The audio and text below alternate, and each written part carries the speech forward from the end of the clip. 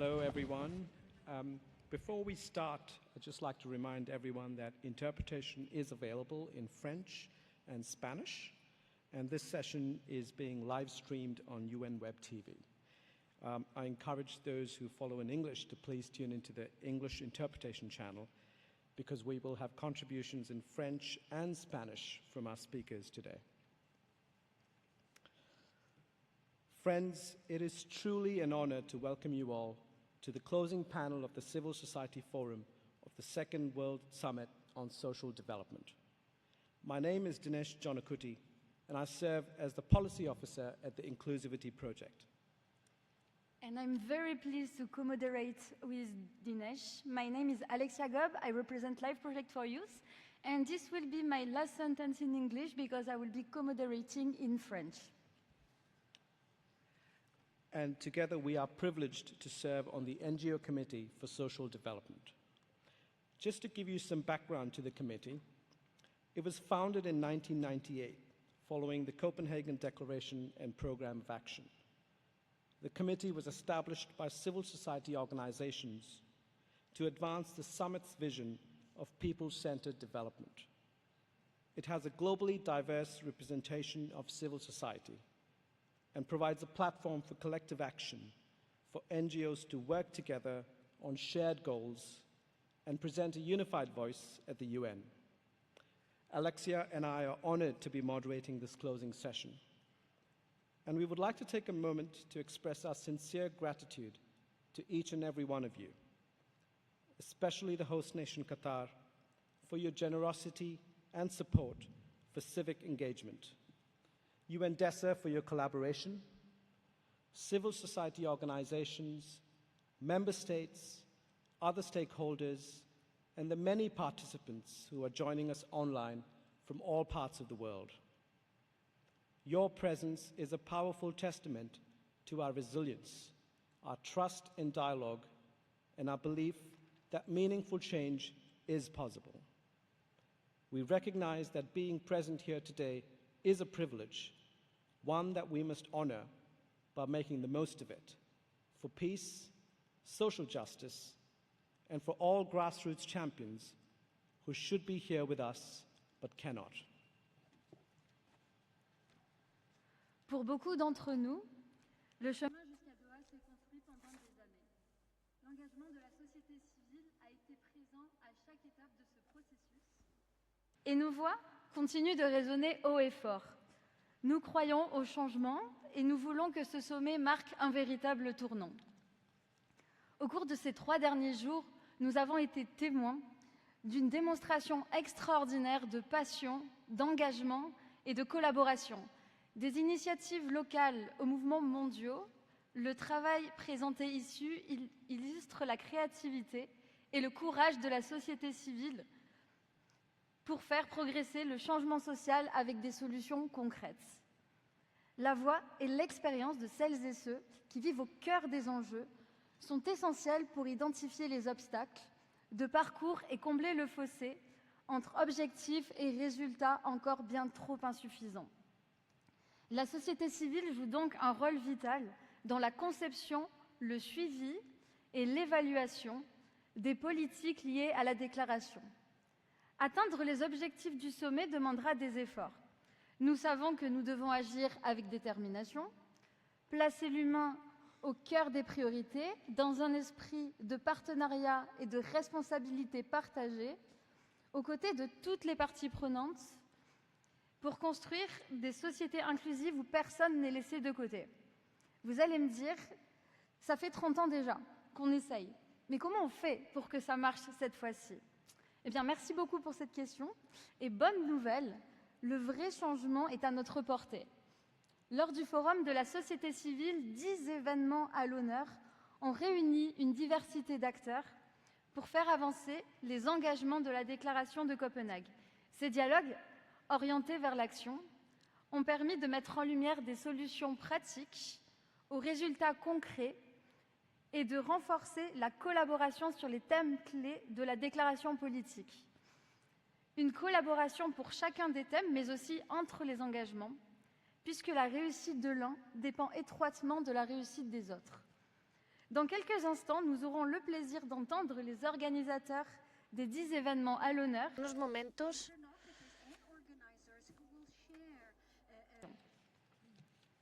Nous aurons ensuite l'honneur d'accueillir Madame Masumi Ono, dont l'appui a été essentiel pour faire de ce forum une réalité. Elle nous fera part de ses réflexions ainsi que d'une réponse au nom du département des affaires économiques et sociales des Nations Unies. Enfin, nous conclurons avec les remarques de notre cher vice-président du comité, le père Henri Ramirez Soler. To all our presenters of each of the featured events today, we are very excited to be hearing from you. Just a little reminder that you have 2 minutes and 30 seconds on the timer. I know that's not a lot of time, but I encourage you to please make every moment count. To help you keep track of time, we have strategically placed one of my colleagues, Nick, who will put up some time prompts to guide you. So without further ado, I wish to invite our first speaker, Gigi Alsbrook, to please provide your remarks from your featured event and your very important call to action. Thank you so much. Our event, Building Accountable Environments for Sustainable Social Justice, the economic, social and legal pathways aligned with Commitment 1 of the original Copenhagen Declaration and Action Item 3 of Doha Political Declaration, both of which call for an enabling environment for social development grounded in human rights, equality, access to justice, and partnerships with civil society. We highlighted the accountability is best shared between governments, institutions, and communities, especially with those most marginalized, including groups facing caste, work, or descent-based discrimination, and indigenous peoples. Youth and civil society can provide evidence, monitor policies, and hold decision-makers accountable. From the youth constituency, including myself and Naveen, we emphasized that those most affected, particularly the youth from CDWD and other marginalized groups, must shape indicators, monitoring questions and responses. Local evidence from youth community organizations should feed into national, regional, and global reviews. Governments must be held accountable through democratic institutions while ensuring civil society and youth have a real decision-making power. Elena Panova, the UN resident coordinator in Egypt, underlined the shared accountability between governments, the UN, civil society, and communities drive transformation. Meaningful engagement and joint reflection are essential to align efforts to serve those most in need. Yokeling, executive director of the Third World Network, stressed the structural inequalities within and between countries, driven by finance, trade, and intellectual property regimes. These must be addressed to achieve social justice.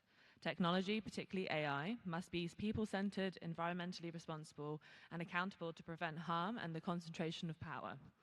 Zara Bazi, the programs director of the Arab NGO Network for Development, called to strengthen accountability mechanisms by integrating peace, justice, and human rights and development.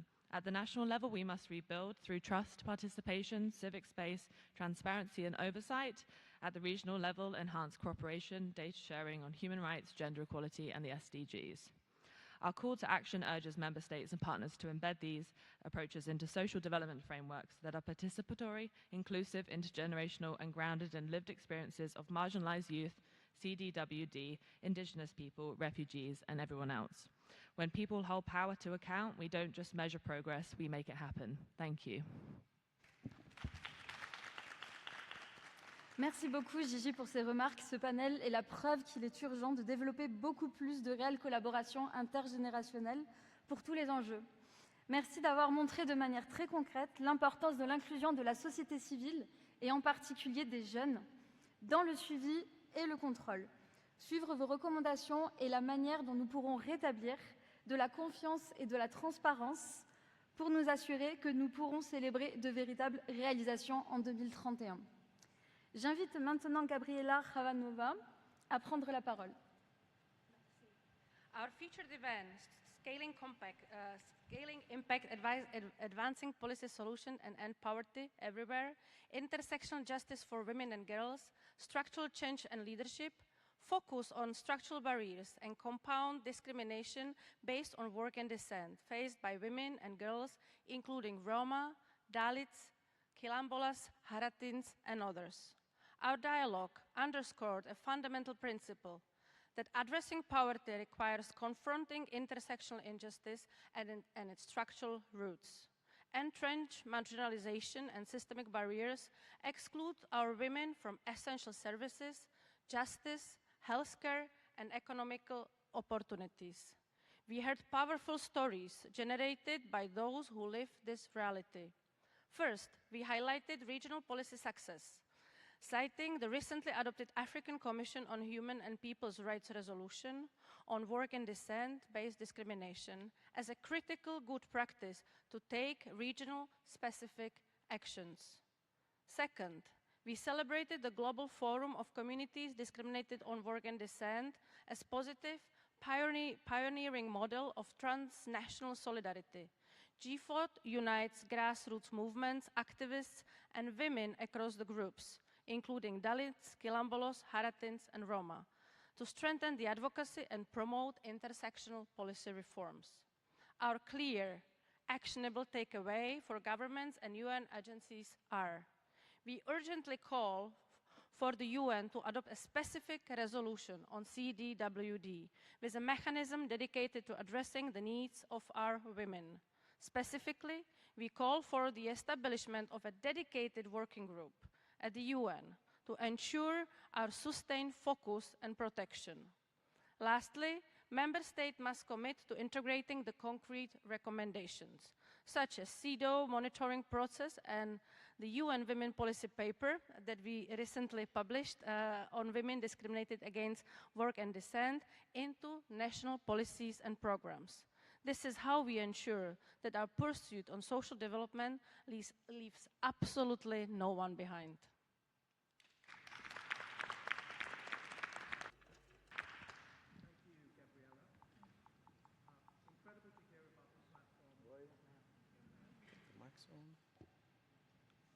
Can you hear me? Yep. Thank you, Gabriella. Incredible to hear about the platform Global Forum of Communities Discriminated on Work and Descent, which is uniting grassroots movements, activists, and women across diverse groups. You mentioned Dalits, Quilombolas, Haratin, and Roma. Your message is clear. We need to move from visibility to accountability. And your call for a UN working group on these communities is a powerful step in that direction. I now invite Julia Masobrio to provide closing remarks and a call to action from your session. Thank you very much. So the event that we led is titled Decent Work for Social Justice, Partnering for Gender Equality in the World of Work, and we organize it as International Trade Union Confederation, representing around 200 million workers worldwide. We're constituents of the International Labour Organizations, and we lead the Workers and Trade Unions Major Group to the United Nations. So the framework of the event was both, as all our events, both Copenhagen and the Doha Declaration when it comes to driving inclusive growth, full and productive employment, but also decent work. And as I said, the specific focus was gender equality as a key component of decent work and social justice. So we had a very different panel. We had the ILO, International Labour Organization. We have several governments from South Africa to Switzerland, Chile, and Norway, and they shared practical, real-world solutions focused on advancing gender equality in the world of work. So I think three priorities emerge as game changers for women workers. One is investing in care, and that starts by recognizing care as a human right. Second, promoting equal pay for work of equal value between women and men. And third, eradicating gender-based violence and harassment in the world of work. And on the how, all our examples show the role of social dialogue among governments, employers' organizations, and worker organizations as a key tool to design policies that are based on democratic ownership and that are sustainable. We also had very nice examples of multi-stakeholders partnerships like the Global Alliance for Care and the Equal Pay International Coalition that show how working together is a great accelerator of progress. And last but not least, obviously, having international labor standards like the ILO Convention 190 is key to advance. So our call to action is twofold. On the one hand, we obviously welcome the many references to these priorities that we find in the Doha Declaration, but the call to action is obviously on the follow-up. We need a strong and inclusive follow-up mechanism, especially on care, equal pay, gender-based violence, and we need social dialogue at the center of this follow-up, rooted in a gender transformative agenda, intersectionality, and aligned with the SDGs. And as the ITUC, I can assure that you can count on trade unions to hold governments accountable and to help build what we call a new social contract based on gender equality and social justice. Thank you. Merci beaucoup, Julia, pour vos analyses.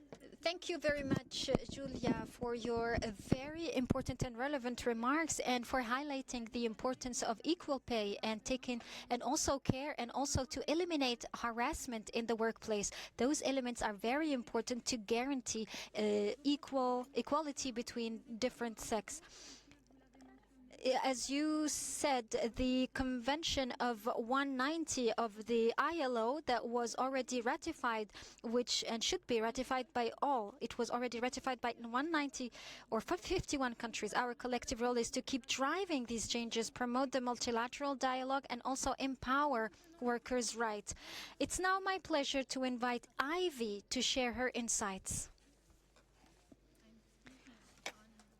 Behalf of the Impact Coalition for Faith Actors and our partners, Commitment 4 of the Copenhagen Declaration calls on us to promote social integration by fostering societies that are stable, safe, and just. Societies grounded in human rights, tolerance, respect for diversity, equality, and solidarity. These are not new ideas to us. They are core values that faith and spiritual actors have lived and served by, standing with the most marginalized. The Doha Political Declaration represents a missed opportunity in its engagement with faith actors. The absence of meaningful reference to faith-based and religious actors, both in local contexts and global dialogues, is striking. This omission undermines efforts to mobilize these vital contributions to inclusive, cohesive, and sustainable societies. Yesterday, our panelists reminded us what inclusion looks like in action. In countries recovering from conflict, the United Nations is partnering with religious leaders and faith-based organizations who act as moral anchors and trusted mediators, bridging divides and fostering dialogue among conflicting communities. We heard moving stories of women from opposing groups who are now working together, co-creating local solutions and transforming pain into partnership. Their work reflects the principles of dignity, agency, hope, and long-term commitment. And in places where governments cannot or will not provide essential services, faith-based organizations continue to fill the gaps, bringing not only relief, but also trust, belonging, and hope. These stories remind us social cohesion begins within communities when faith-based values, inclusive dialogue, and grassroots action inform policy and inspire change. As we look to the future, we urge member states to recognize and integrate the contributions of faith actors in all UN declarations, documents, and processes. Faith actors bring deep commitment, local knowledge, and influence. As religious representatives, we highlight the vital role of faith actors in bridging divides, promoting peace, with a focus on conflict prevention through building the culture of peace and fostering community resilience, especially in conflict and disaster-prone regions.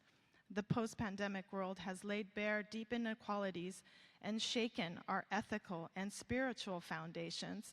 It's time for a renewed global social contract rooted in justice, solidarity, and dignity. Only then can we build the inclusive, equitable, and flourishing societies we all envision. Thank you.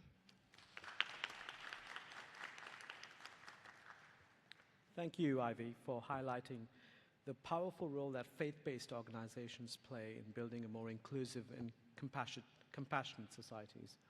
Your featured event, which was a remarkable collaborative effort among many organizations, demonstrated how when governments fall short, these groups come together to meet people's needs, promote dignity, and foster peace. Now it's my pleasure to welcome our next speaker, Pamela Morgan to provide remarks. Thank you. Our roundtable discussion, Mobilizing for Equality, Leveraging Gender Parity to Address Structural Inequities, was hosted by the NGO Committee on the Status of Women New York and Women's Major Group.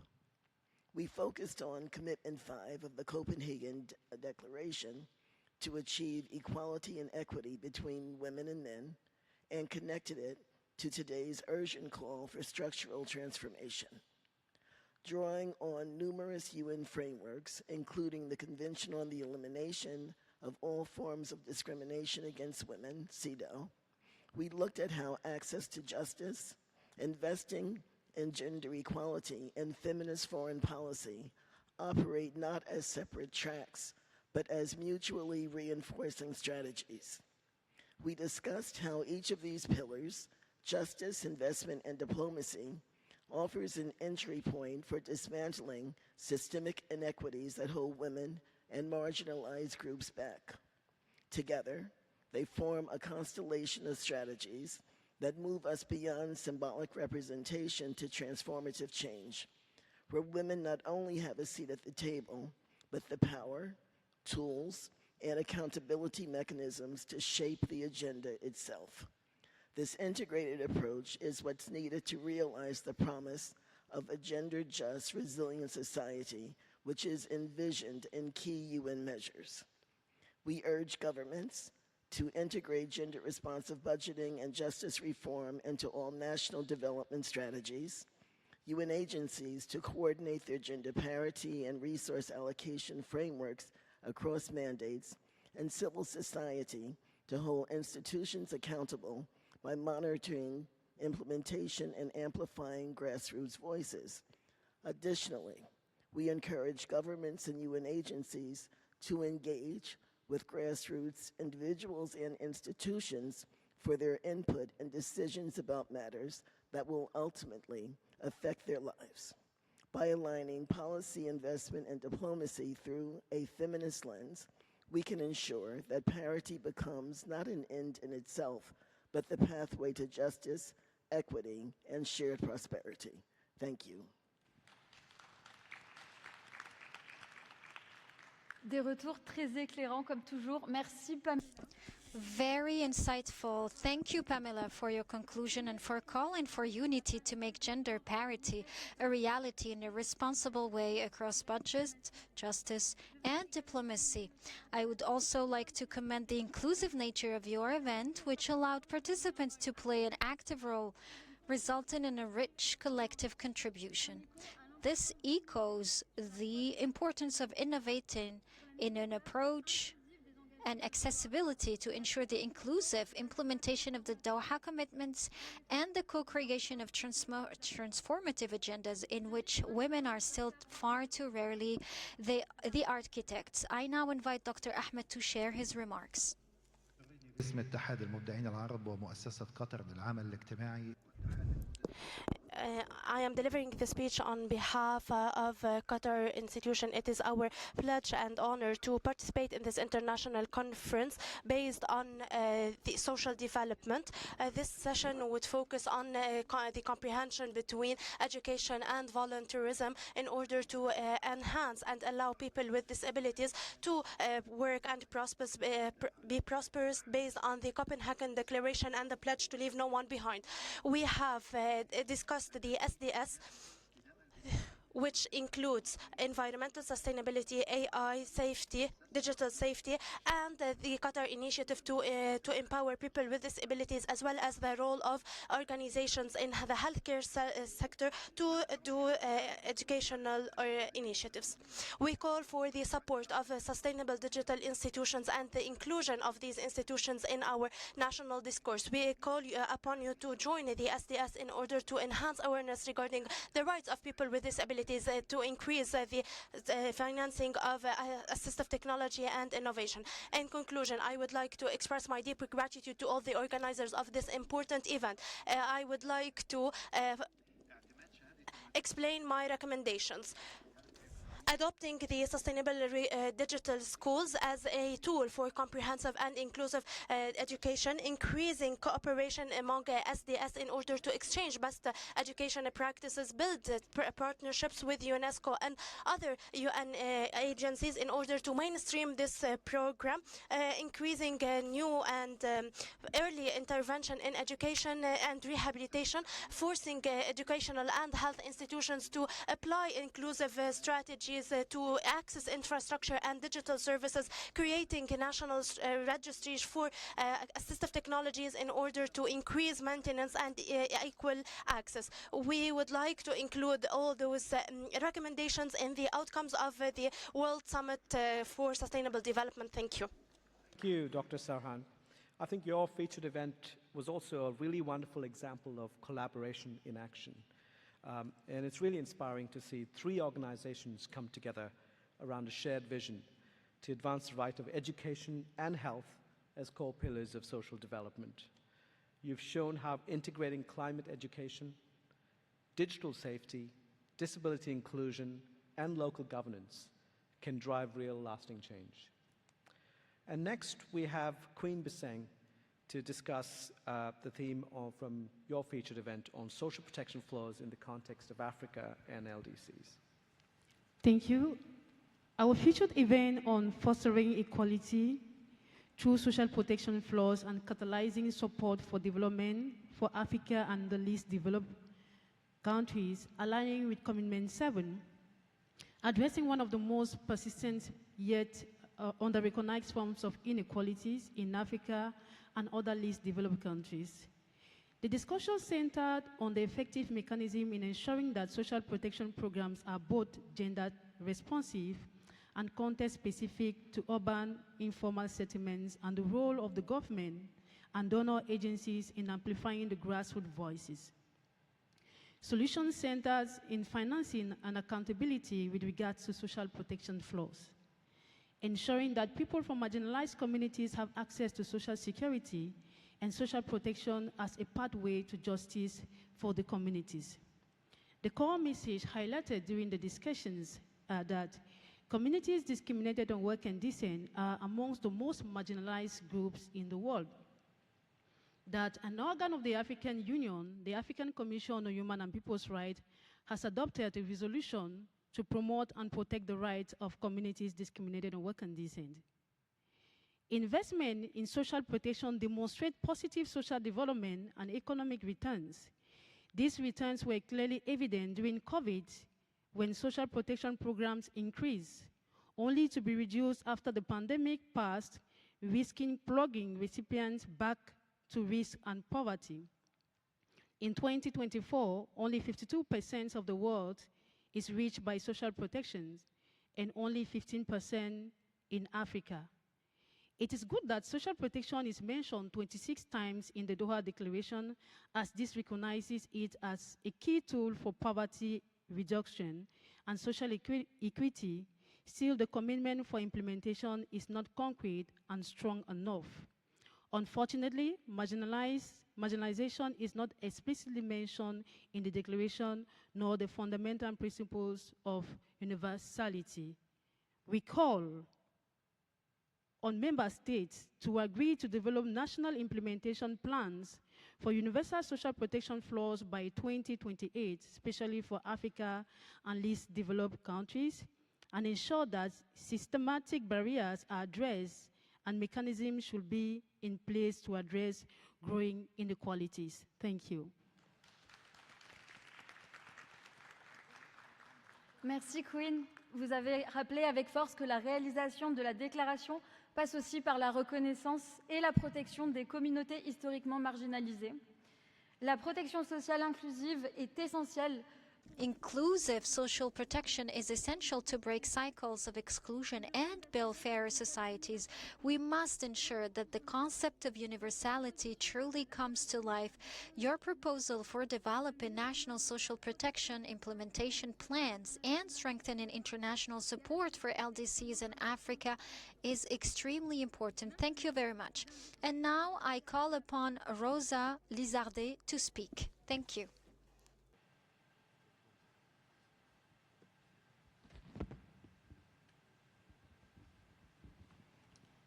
Merci, thank you.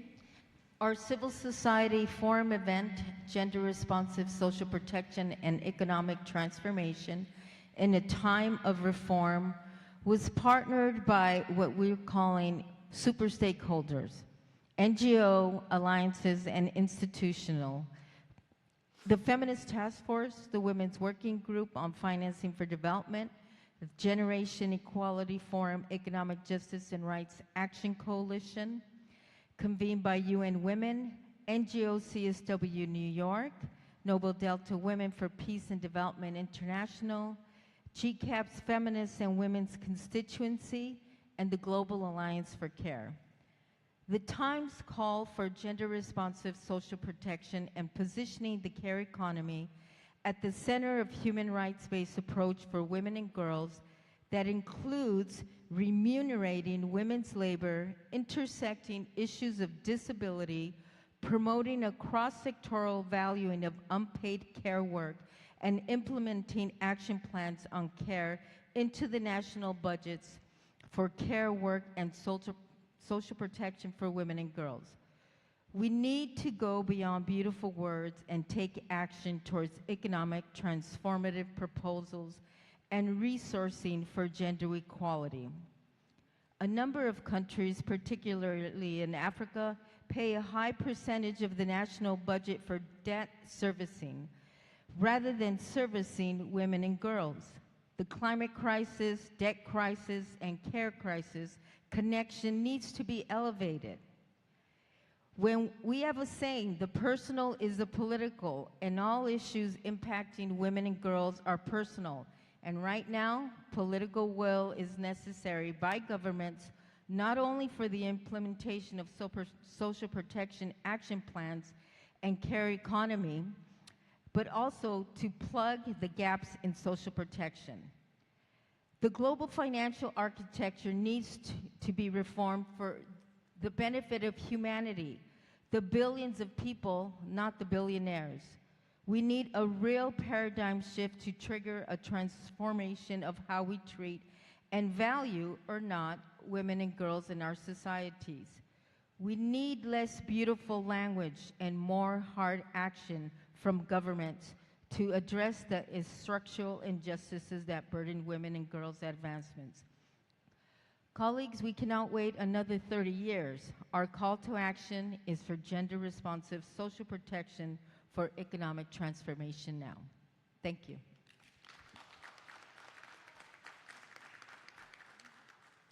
Thank you, Rosa.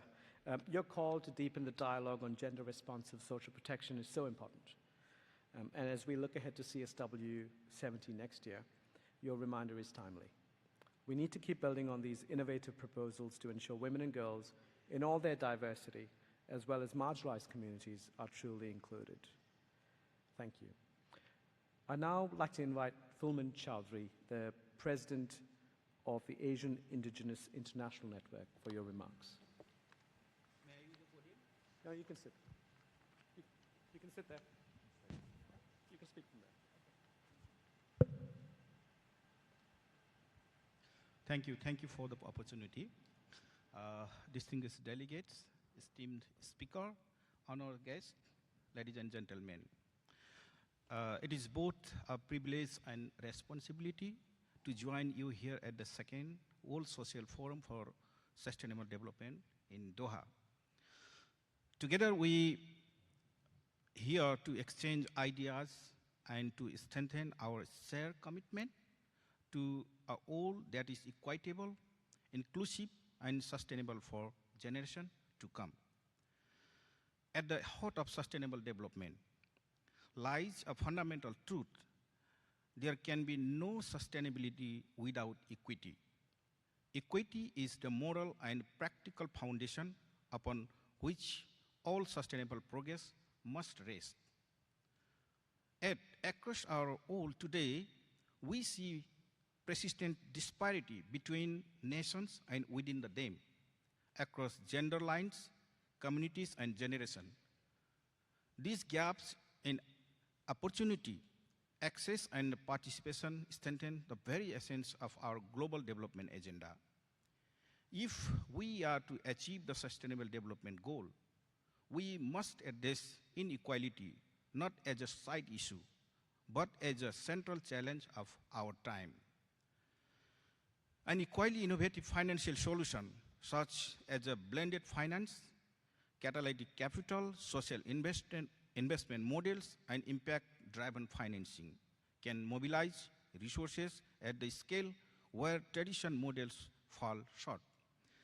By aligning capital with purpose, we expand access for underserved communities and fuel long-term inclusive growth. But no single actor can achieve sustainable development alone. The complexity of our global challenges demand collaboration that transcends sectors, borders, and ideologies.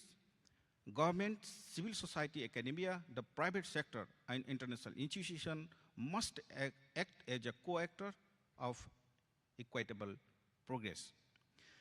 In this partnership are instruments and they are alliances of purpose.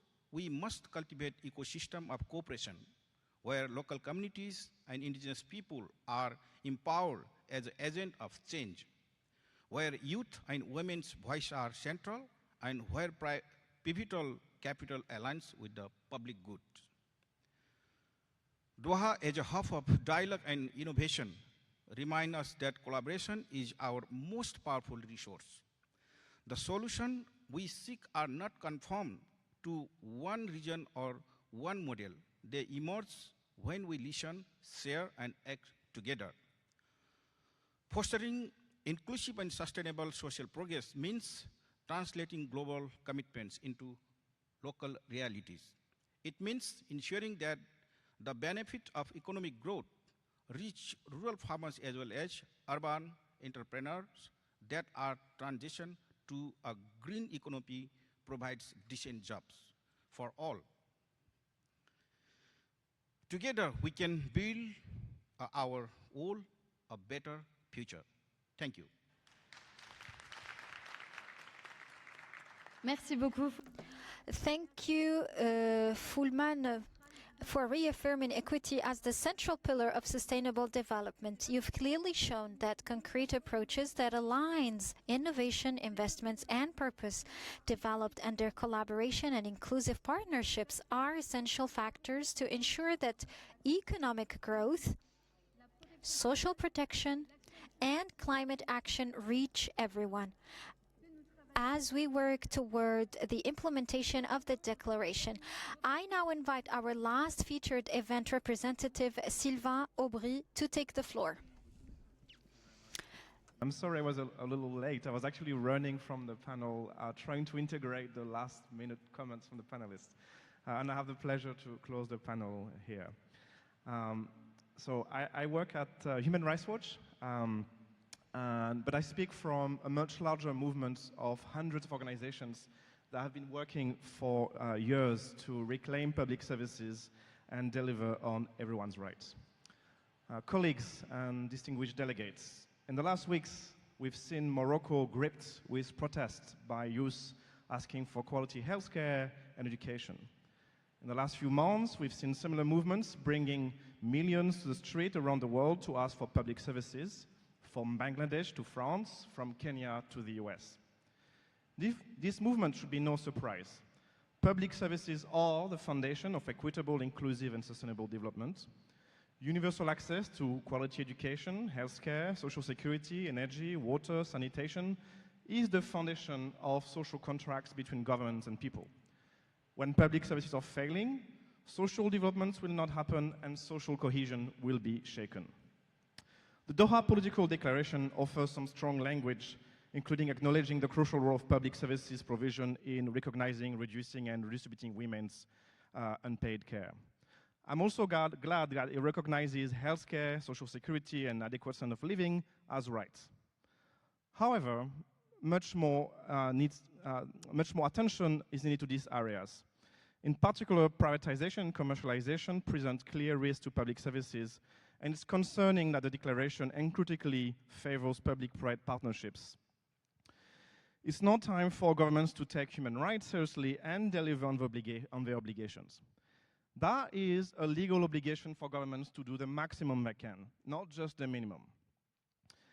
And doing the maximum requires action. And we have, and I have 10 seconds, but if you allow me 45 seconds, doing the maximum we have 3 recommendations to make. First, enable domestic funding. I'm flying tonight, well, in 2 hours, I'm flying to Nairobi, where the second round of negotiation for UN tax convention will take place, and the convention will be adopted in 2027. This is where the money will be to deliver on the Doha Declaration. And I hope that colleagues here and other delegates will bring the Doha spirit and commitments to Nairobi, because without that, nothing will happen. Secondly, we need to measure better. We need to measure public services. We need to measure inequality. And we are glad to see in the Doha Declaration a commitment to develop indicators beyond GDP. And thirdly, for public services to be delivered, it will require a much broader participation in decision-making, including women's rights organizations that are increasingly marginalized and underfunded. As one panelist said today, there is plenty of money in this world. We can pay for the Doha commitments, but it's time to deliver it, and we can do it in the next 2 years. Thank you very much.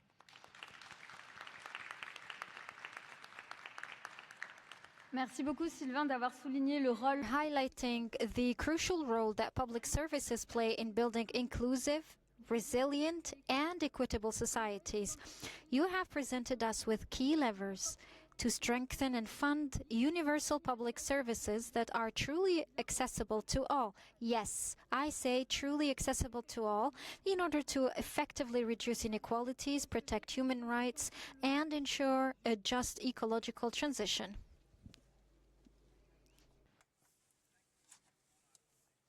Je voudrais remercier tous nos collègues. Nous avons entendu parler de solutions inspirantes sur comment rendre les politiques plus effectives pour changer la vie des gens.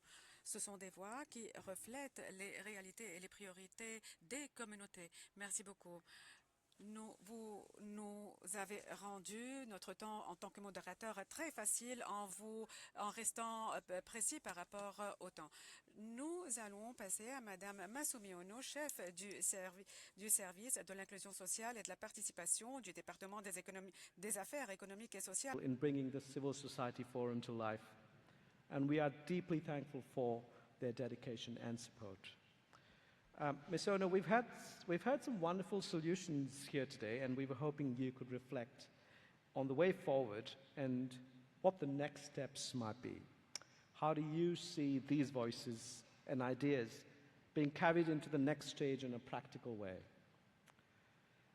From your perspective, what are some of the ways we can ensure that the solutions emerging from this process are tracked, embedded, and gain real momentum, not just as good intentions, but as part of ongoing UN policy frameworks?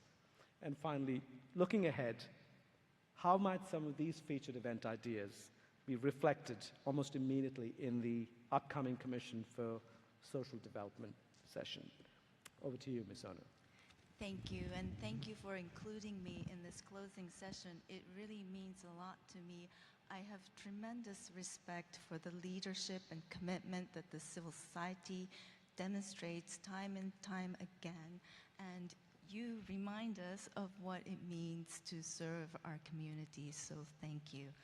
And I'd like to congratulate the NGO Committee for Social Development and its members and partners for doing a formidable job of convening the Civil Society Forum.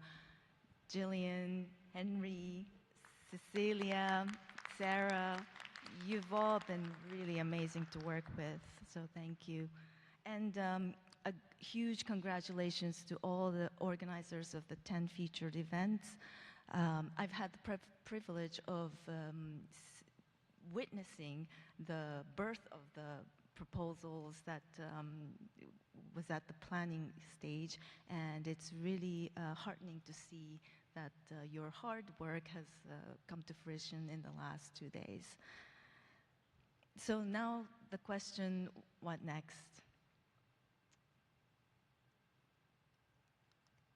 you know, I think we need to be practical, as you said, because we are all facing an uphill battle politically and financially. So, including, scaling up partnerships, embedding a multi-sectoral, multi-stakeholder approach, and tracking progress. How do we go about doing that? First, on scaling up partnerships. You have invested the time and energy to be here, and that's because you believe in working across sectors, working across borders, and you know, and working with diverse groups, even though that's actually easier said than done. As we know from the SDGs, the opportunities for collaboration lie in the intersection of issues: development and peace, development and human rights, economic, social, and environmental. So let's continue to join forces and lift up proven initiatives for social development that build capacity and have an impact in multiple fronts, such as supporting families, strengthening care and support systems, mitigating climate change impacts on marginalized people in marginalized and vulnerable situations, addressing demographic transition through intergenerational approach, using technology in ways that serve the people, especially those who are marginalized. Let's find allies, share knowledge, and leverage resources. Secondly, embedding multi-sectoral and multi-stakeholder approach by addressing issues from specific perspectives: gender equality, intergenerational lens, universal access, disability inclusion, financing, sustainability. In fact, you have demonstrated how to do this through the 10 featured events and many solution sessions, which brings me to my final point: tracking progress. So the political declaration set up a 5-year review starting in 2031. So building on your collaborations that you fostered in the lead up to this forum, map out the years leading up to the 5-year review. You mentioned the tax convention, 2027, and use the civil society forum during the Commission for Social Development as an annual touch point on assessing progress. Others have also mentioned developing a bottom-up approach for accountability from national and local to regional to global. And we say this all the time: collect and analyze disaggregated data so that we can use them to amplify messaging on equity, inclusion, dignity, and social justice. The issues you've addressed through the 10 featured events are what people care about. They touch our daily lives in a very real way. What will we do at the UN? We have our own challenges like never before. But the UN is a reflection of our interconnected world, and we are all part of it. So together, let's make the most of it. Thank you.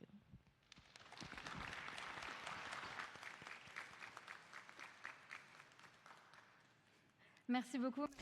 Thank you so much, Ms. Ono, for your words and your incredible support to the NGO Committee for Social Development and commitment to make this forum a reality and a strong moment of unity.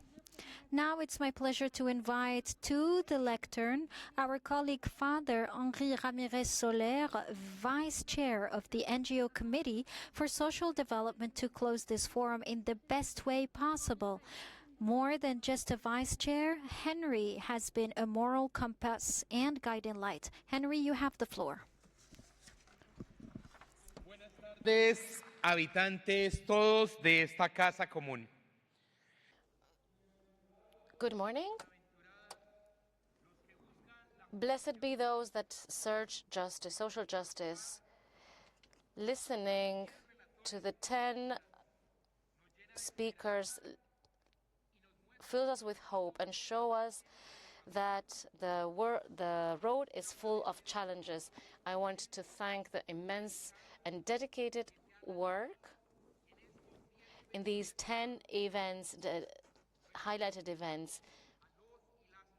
This is a recognition to moderators and an exercise that is essential towards social, inclusive, and just development.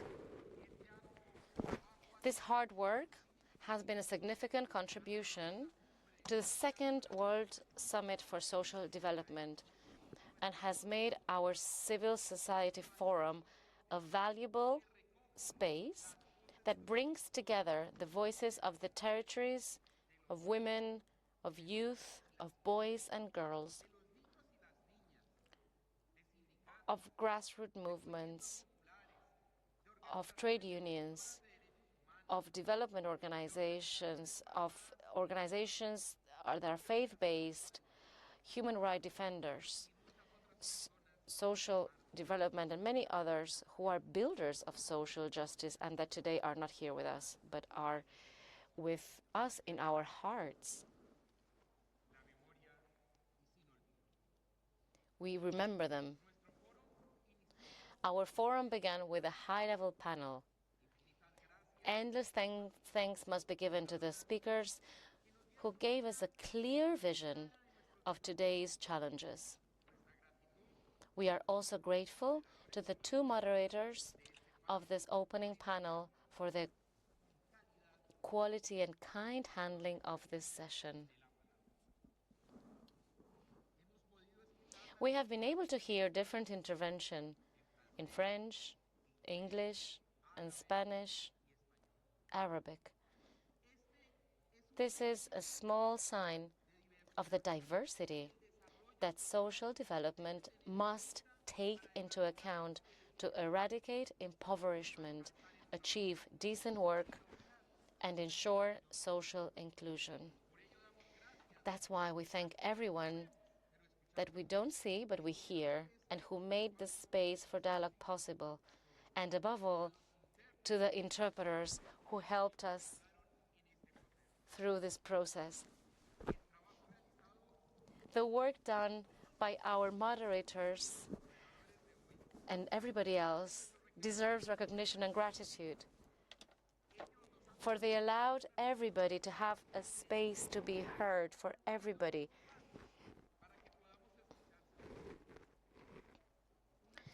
This has been a true symphony of many voices. There should be many more, but they express hope amidst geopolitical tensions, amidst wars, impoverishment, and the struggles of development models. Mutual support is essential to achieve our goals. For that reason, we extend our utmost gratitude to Qatar, our host country, and their people for providing resources for interpretation and broadcast possible through UN Web TV, as well as their hospitality, their smiles, and their kindness in bringing us together in this convention center, and so many other details that made this possible that I don't have time to describe in full.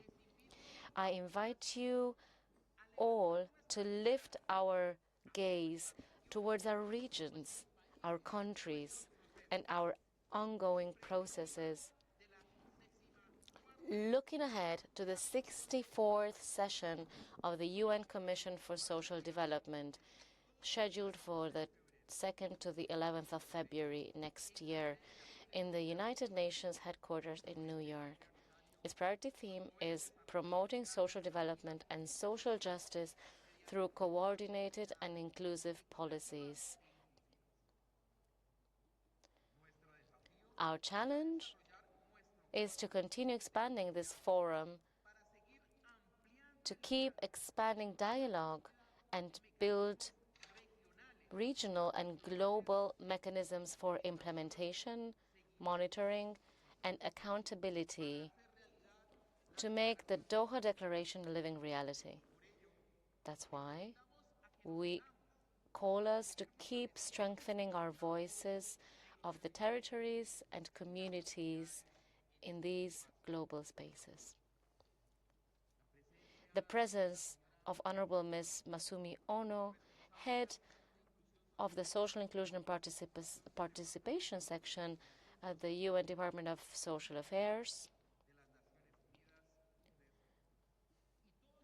and her team have been a great source of the support and joint work that we realized in these months to prepare the Civil Society Forum. We are so grateful, deeply grateful for your openness, for your support, for an openness to receive suggestions. Now, I would kindly like to invite all members of the NGO Committee for Social Development and the working team to please come up on stage. Not everybody is here.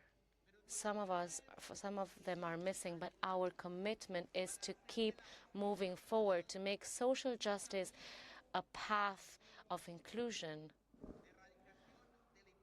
of poverty eradication, because everybody, men, women, and children, deserve social justice. We invite all members of the NGO committee to please join us here on stage. Between all of us, I hope you have a good and safe journey home.